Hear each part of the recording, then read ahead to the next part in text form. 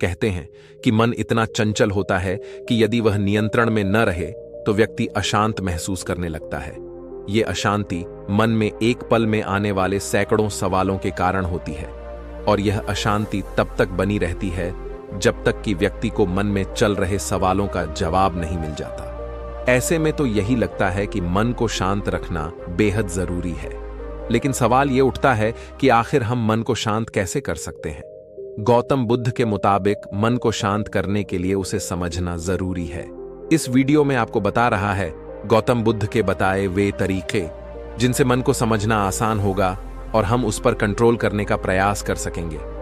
मन को जानने से जुड़ी गौतम बुद्ध की ये कहानी है। पहला चरण। एक बार एक व्यक्ति गौतम बुद्ध के पास गया और पूछा कि मन को नियंत्रित करने का पहला चरण क्या है।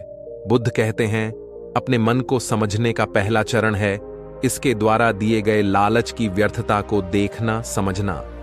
दरअसल जब मन अनशांत होता है तो कई तरह के लालच देता है और जिसने मन द्वारा दिए इन लालचों को पहचान लिया, समझ लो कि उसने मन को समझने का पहला चरण समझ लिया। फिर व्यक्ति बुद्ध से पूछता है कि लेकिन हमें यह कैसे पता चलेगा हमारा मन हमें लालच दे रहा है और वह लालच व्यर्थ है।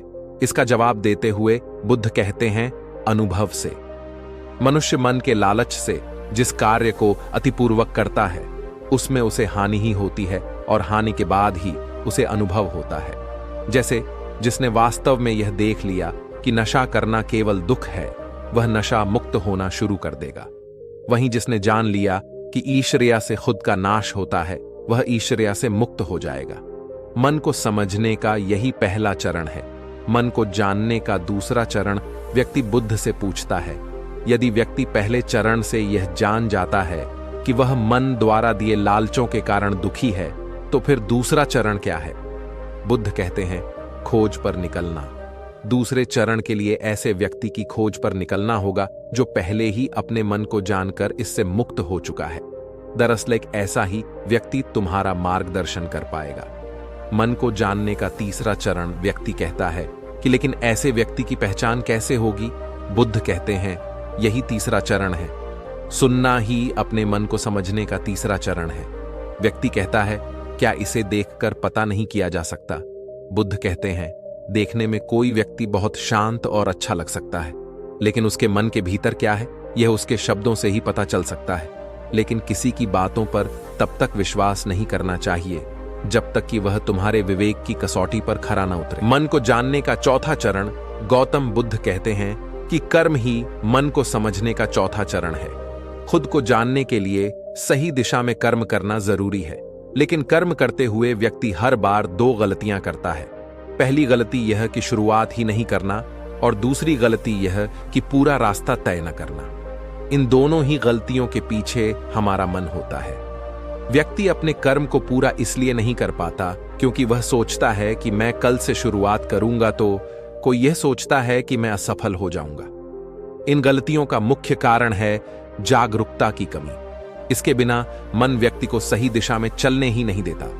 मन को जानने का पांचवां चरण गौतम बुद्ध कहते हैं कि मन को जानने और समझने का पांचवां चरण है जागरूकता। इसीलिए हर कार्य को जागरूकता के साथ करें।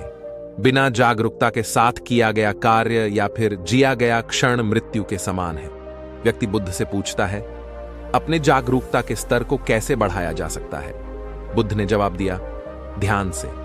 मन को जानने का छठा और अंतिम चरण ध्यान ही मन को जानने, समझने और नियंत्रित करने का अंतिम चरण है। यानी ध्यान ही वह नाव है जिस पर बैठ मन रूपी नदी को पार किया जा सकता है। जिस व्यक्ति ने इन शुरुआती 5 चरणों से मन को जान लिया, उसने अपने मन को जीत लिया, उस पर काबू पा लिया। आशा है दोस्तों यह वीडियो आपको पसंद आया होगा। अगर आपको इस वीडियो से कुछ भी सीखने को मिली है या कुछ भी ज्ञान प्राप्त हुई है तो इस वीडियो को लाइक करें और ऐसे ही और वीडियो देखने के लिए हमारे चैनल को सब्सक्राइब करें और कमेंट में नमो बुद्धाय लिखें।